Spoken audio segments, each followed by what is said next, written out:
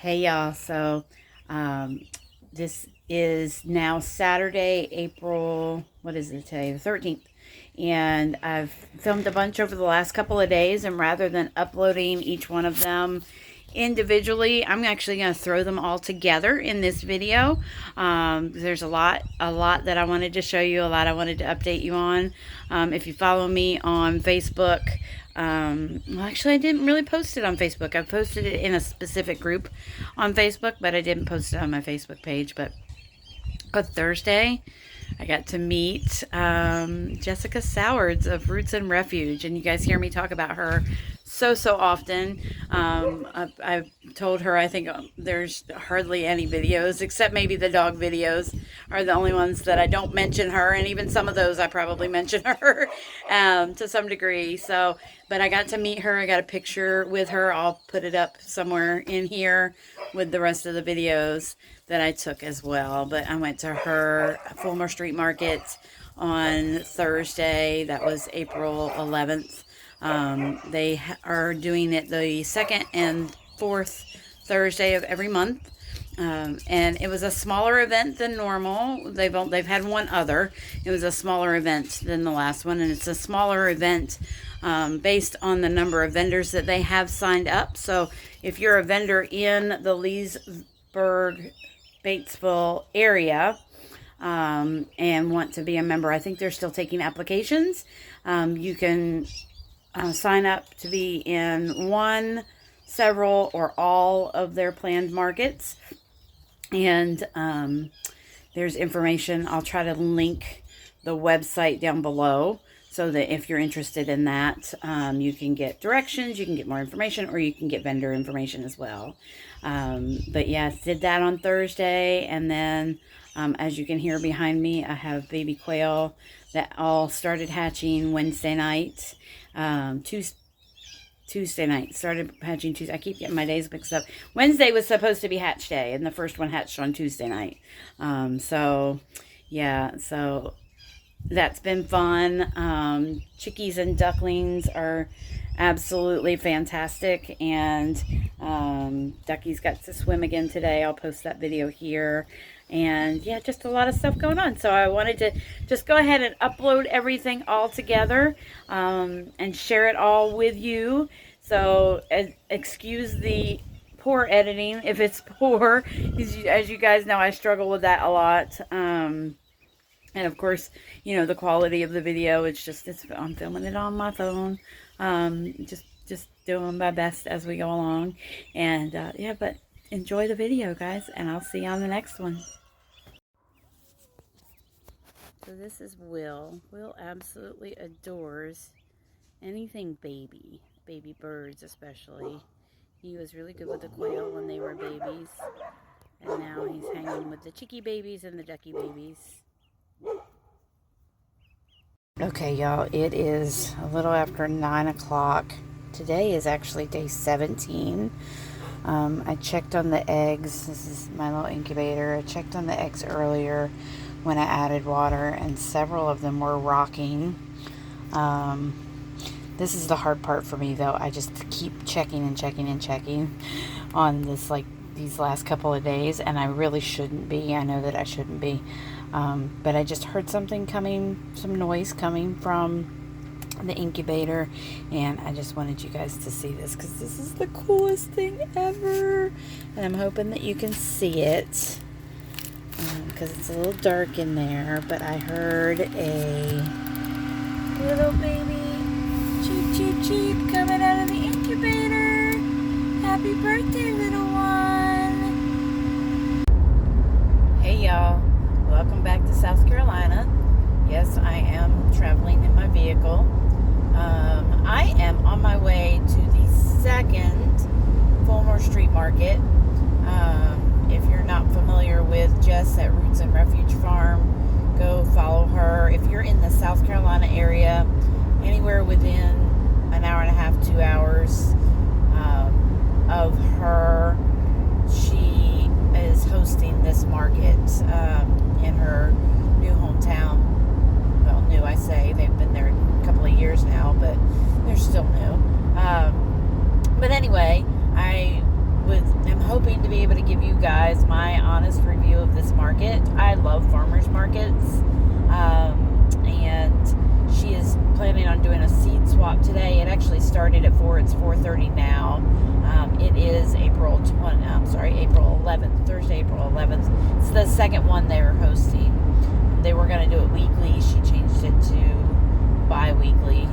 This is the second one. It's been a couple of weeks since the first one. So I'm planning on hopping on by Beulah Roasting Company, which is also nearby, and they're supposed to have live entertainment as well as vendors, and she's planning on doing a seed swap. So I'm going to try to see if I can film a little of it. I imagine it's going to be crowded, as popular as Roots and Refuge is. I imagine people are traveling to see these markets, and to be able to see Jess and maybe a glimpse of Maya, her husband. You guys hear me talk about her a lot. I absolutely love her channel. You guys, if you're not following her, please do go follow her. She is so knowledgeable and just so wonderfully willing to share her information. She's amazing. I would love for her to be my bestie. But anyway, y'all, so I will, if I am able to, I'll get some video while I'm at the market. And if I'm not, then I will hop on here once I get home, either this evening or sometime tomorrow, and give you my review. So stay tuned. So it's a bright, sunshiny, windy day. We had some storms earlier today, but it turned out to be absolutely phenomenal. Look, guys, the Fulmer Street Market's behind me. I actually got to meet Jess from Roots and Refuge, and she took a little footage talking to me and another girl, Kimberly, who I met, who is in the Roots and Refuge face group page, the Friends of Roots and Refuge Facebook page. So yeah, it's been great. I didn't video anything while I was there, but I got to stop at Beulah, got myself a nice cold brew, and also stopped and got a nice salad mix that I'm going to be having for dinner tonight. Got to talk to a bunch of really awesome, cool, fun people, and talked to Jess a little bit. She was saying that several of her vendors did get to chat a little bit with Jess today, which was so much fun. Oh my gosh, you guys, if you ever get a chance to meet somebody that you admire, somebody that you follow on social media, anything like that, don't be scared. Go up and talk to them. They're normal, just like you and I are. And they love talking to us. I mean, she was so much fun to talk to. And Kimberly that I met was so much fun to talk to. I met a couple other people, and you guys, y'all know I'm terrible with names, but I got to talk to several just really, really cool people. Just an awesome community that they've got here. A lot of really neat vendors.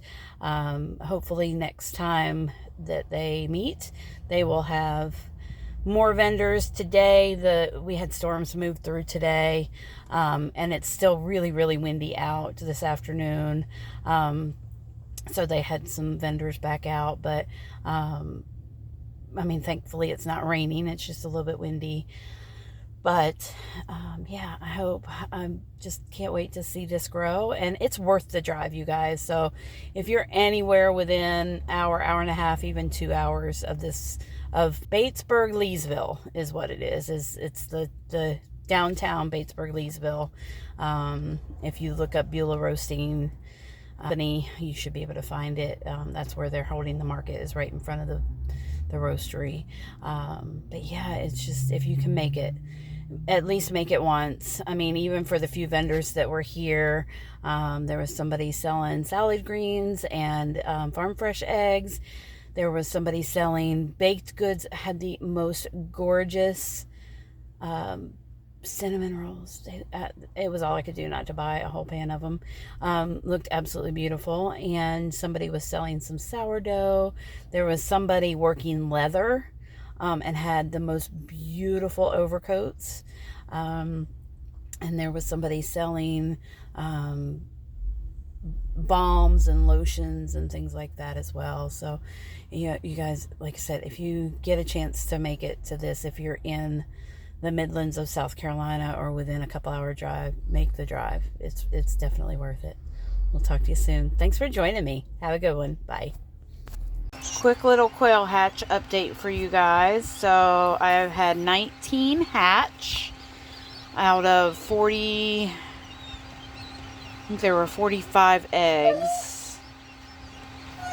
40, somewhere around there, 45, 48 eggs. So 19 have hatched so far. Today is hatch day, technically day 2, because we're on day 19. Yesterday was day 18. They started hatching on day 17, which was Wednesday.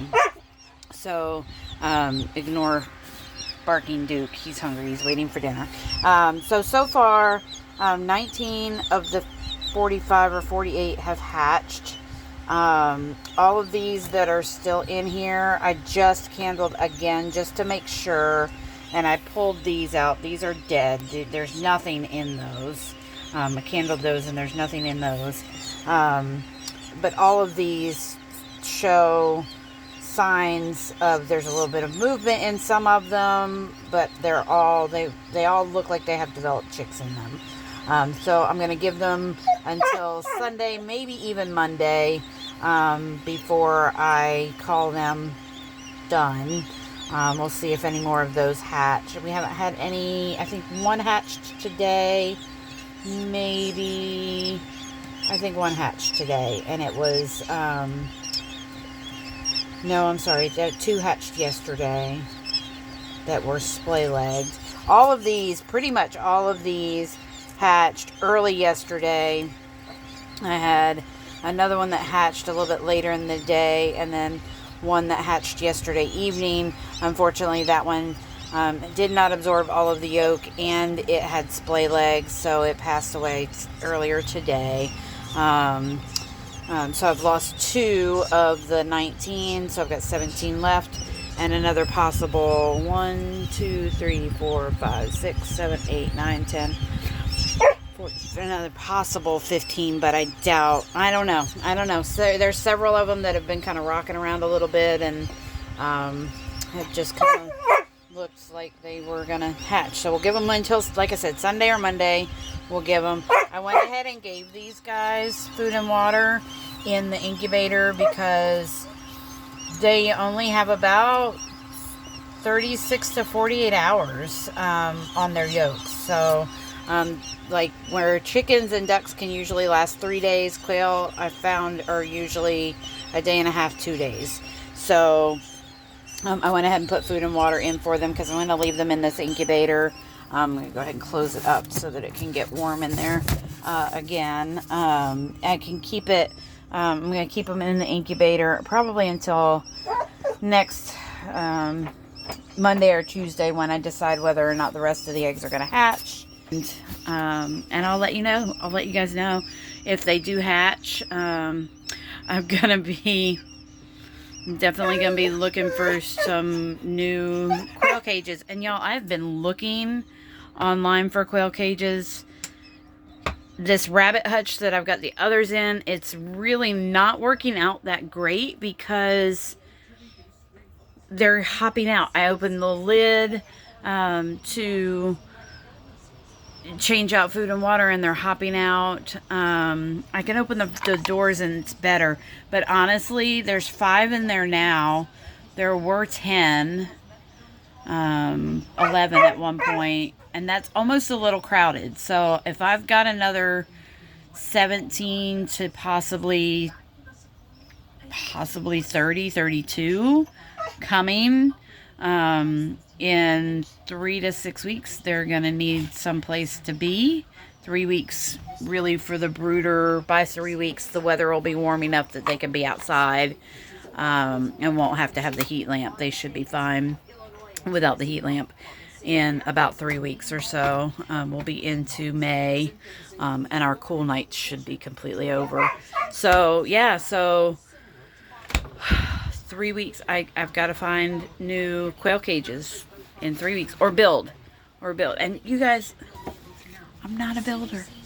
I'm not a builder, and I don't know anybody here who is. My friend Todd is coming down hopefully next week. He's actually coming to help us do a little bit of work around the property, and I'm really, really hoping that I can talk him into building me 2 new quail hutches.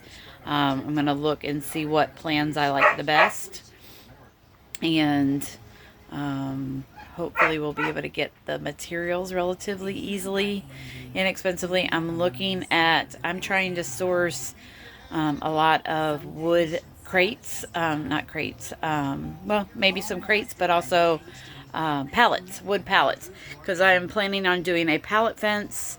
I'm pointing to the other outside around the garden. I'm planning on putting a pallet fence, and then we'll get, if we can get enough pallets, I'll have to talk to him about making sure that he brings the right equipment. If we can get enough pallets, hopefully we'll be able to build 2 decent sized quail coops, so that they can be safe and secure, especially safe from the barking dog quail eater over there. Quail eater. Yeah, every time they get out, if he's anywhere out in the yard, he's eaten completely 2 that I'm aware of.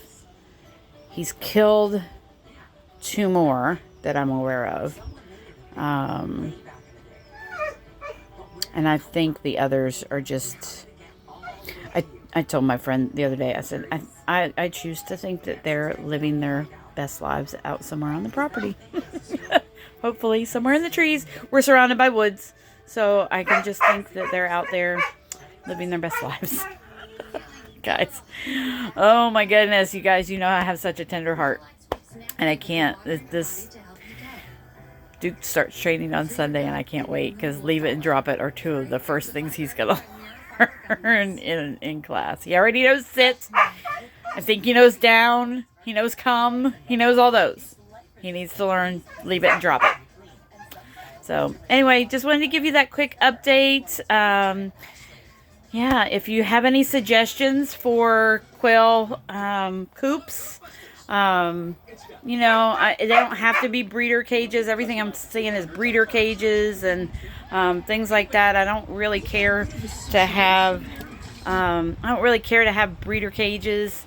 Although apparently the ones that I have been breeding like crazy. All of those are my eggs from my quail that I've collected over the last couple of weeks or a month. So obviously I have very fertile quail. And yeah, so I mean, I'll hatch more at some point, probably. But that's not what I'm in business for. I'm not even in the quail business. I'm raising quail because I like quail, because they're cute, because their eggs are adorable, because at some point I may possibly decide that I want to sell quail eggs if I can find people who want to buy them. If not, I may sell the quail. Now, Coturnix quail are pretty small, so they're not really the eating quail. Like the jumbo are the ones that are the eating quail, and these are about half to a third of the size of the jumbo. So, you know, I mean, I don't think there's a huge market for Coturnix quail meat, but you never know. I don't think that'll ever happen, because I can always, like with the eggs and stuff, I can always feed the eggs back to the animals. I can feed them to the chickens. I can feed them to the dogs. As far as like quail, yeah, I don't think I'll hatch anymore unless I lose a bunch again. Like, you guys know, I started out, I think, originally I had 10 from my first hatch of the Celadons, only 3 hatched of the jumbo and the mix, the tuxedo and the mix. So I had 13, and I'm down to 5. So that's more than a 50%. It's like a 66, almost a 70% loss. So if I have that big of a loss again, I'll hatch out again, but hopefully not. So we'll see. We'll see if all 17 of these survive. We'll see if the other 15 hatch, and I'll bring you along for the journey. Thanks for joining me again from South Carolina. I appreciate you. Hit the like button, subscribe, share. Please share my channel. I'm really I'm starting to post more. I'm hoping to grow the channel. I really want to share my journey with as many people as I can. So share it with your friends, and do all the things. And I will see you next time. Have a good one, guys. Bye.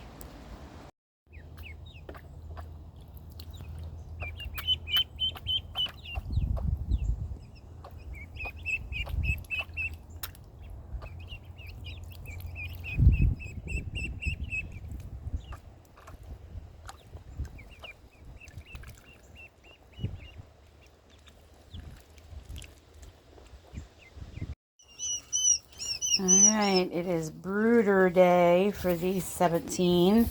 The last one hatched late Thursday.